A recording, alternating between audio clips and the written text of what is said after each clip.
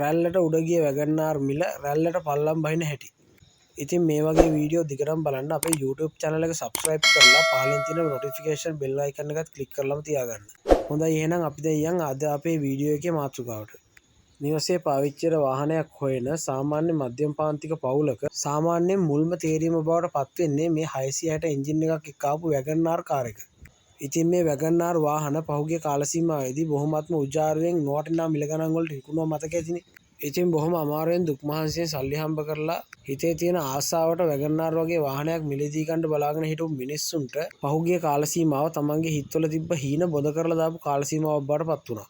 ඉතින් ඒකට හේතු වුණේ සාධාරණ අවංක වාහන වෙළෙන්දු අතර හිටපු තක්කඩි අවස්ථාවාදී කළුකඩ මුදලාලිලා තමන්ට ලැබුණු අවස්ථාවෙන් උපරිම ප්‍රයෝජන අරගෙන මේ වාහන නොවටිනා අධික මිල ගණන් වලට ඕගොල්ලෝ ගන්නවා නම් කියන්නේ නැත්නම් තව කෙනෙක් බලාගෙන ඉන්නවා මේ වාහනේට ඇඩ්වාන්ස් කරන්න වගේ කතා කියලා මිනිස්සුන්ව කුලප්පු කරලා ගොනාට අන්දලා 2014 15 වගේ අවුරුදු 10ක් 11ක් පාරවල් වල පැදපු රෙන්ට් කාර් වල පළු යන්න මයිලේජ් 1 ලක්ෂ 2 ලක්ෂ ගණන් කිලෝමීටර දූපු වාහන නොවටිනා ඉතාමත්ම අධික මිලවල් වලට මිනිස්සුන්ට විකුණලා ඒ අවස්ථාවෙන් උපරිම ප්‍රයෝජන ගන්න කටයුතු කරා.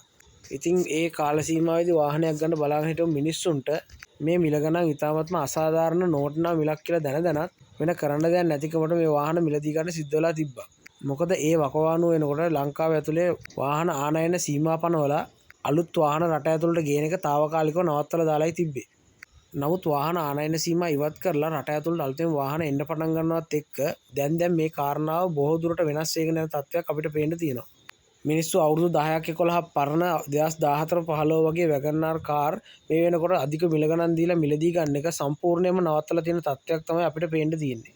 මොකද මිනිස්සුන්ට දැන් තේරිලා තියෙනවා මේ අවුරුදු 10ක් 12ක් ලංකාවේ පැදපු ලක්ෂ ගණන් මයිලේජ් දූපු වැගන්නාර් කාර් ඉතාමත්ම අධික මිල ගණන් දීලා මිලදී ගන්නවා වෙනුවට අතේ තියෙන මුදලට කොහොම හරි කරලා තව කීයක් හරි අලුතින් එකතු කරගෙන බ්‍රෑන්ඩ් නිව් අලුත් වාහනයකට ය아가න්න පුළුවන් නම් අවුරුදු 10ක් 12ක් පරණ වාහන මිලදී අරගෙන ඒ වාහන නිතරම කැඩනකොට ගෑරේජ් ගාන ගෙනිහිල්ලා ඒ රිපෙයාර් වලට වියදම් කරන රිපෙයාර් කොස්ට් එකක් Tamanට ඉතුරු කරගෙන අලුත් වාහනයක ගමන ෂුවර් කරලා තමන්ගේ වැඩ කටයුතු ටික පහසුවෙන් කරගන්න පුළුවන් කියන එක.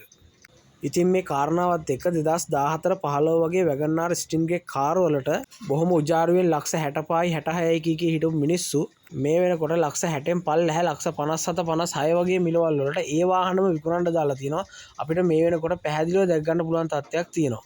ඉතින් වාහන මිල වෙනස් වෙලා නැහැ, වාහන මිල හෙල්ලිලාවත් නැහැ කියලා තමන්ගේ වාසියට මිනිස්සු මොන කතා කොහොම කිව්වත් S2 ඇරලා අවධානයෙන් බලන ඕනම මිනිස්සෙකුට මේ වැගන්නාර් වල මිල සැලකිය යුතු මට්ටමකින් පසුබෑමකට ලක් වෙලා තියෙනවා. පැහැදිලිව දැක් ගන්න පුළුවන් තත්ත්වයක් මේ වෙනකොට තියෙනවා.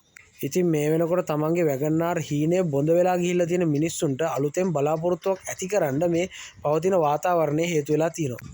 ඉතින් මේ පසුබෑම තවදුරටත් මේ විදිහටම දිගටම පැවතුනොත් අර පහුගිය කාල සීමාවේ අසාධාරණ මිල ගණන් වලට විකිණිච්ච වැගන්නාර් වාහන ඉදිරි කාල සීමාවේදීවත් ඒ වාහන වලට ගැළපෙන සාධාරණ මුදලකට පැමිණෙයි කියන බලාපොරොත්තුව අපිට ඇති කරගන්න පුළුවන්. ඉතින් මේ සම්බන්ධව ඕගොල්ලන්ගේ අදහස් තියෙනවා නම් ඒවත් කමෙන්ට් සෙක්ෂන් එකේ දාගෙන යන්න අමතක කරන්න එපා. වීඩියෝ එක වැදගත් වුණා කියලා හිතනවා නම් මගේ channel එක subscribe කරලා තව කෙනෙකුට බලා ගන්න මේ වීඩියෝ එක share කරන්න. එහෙනම් බොහොම ස්තුතියි, සුබ දවසක් ඕගොල්ලෝ හැමෝටම.